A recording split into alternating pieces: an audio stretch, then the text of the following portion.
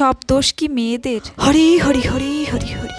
মা, সকালবেলাতে উঠে আমার অলক্ষীর মুখটা দেখতে হলো। আজকে দিনটা আমার কেমন কাটবে কে জানে। মা, আপনি এইভাবে আমার সঙ্গে কথা বলছেন কেন? কি হয়েছে মা? এসব কথা কেন বলছি তুমি কি বুঝতে পারছো না? 5 বছর হয়ে গেল, এখনো তুমি আমাকে নাতি নাতনি মুখ দেখাতে পারলে না। অলক্ষী অপয়া মেয়ে কথা কার। মা, তোমার মতন অলক্ষী অপয়া মেয়ের মানুষের হাতে না চা খাওয়াটাই পাপ। দূর হয়ে যাও আমার চোখের সামনে থেকে, আমি চাটা কিছু খাবো না। হ্যাঁ দিদি, ও তোমার নাতির অন্নপ্রাশন? হ্যাঁ দিদি, অবশ্যই যাবো, যাবো না কেন? আর আমার বৌমার যা ছিঁড়ি, অলক্ষী মেয়ে মানুষ কথাকার। এ জন্মে মনে হয় আমি আমার নাতি নাতনির মুখ দেখতে পাবো না গো। মা, এটা আপনি বলতে পারলেন কেন? কি ভুল বলেছি আমি? যা বলেছি একদম ঠিক বলেছি। মা, সমস্যাটা তো আমি নিজে থেকে তৈরি করিনি, সবকিছু তো ভগবানের দান।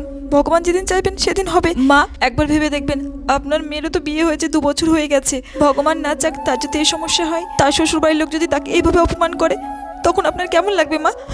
একবার ভেবে দেখবেন মা, একবার ভেবে। ভিডিওটি শুধুমাত্র এন্টারটেনমেন্টের জন্য, অবশ্যই লাইক করে সাবস্ক্রাইব করে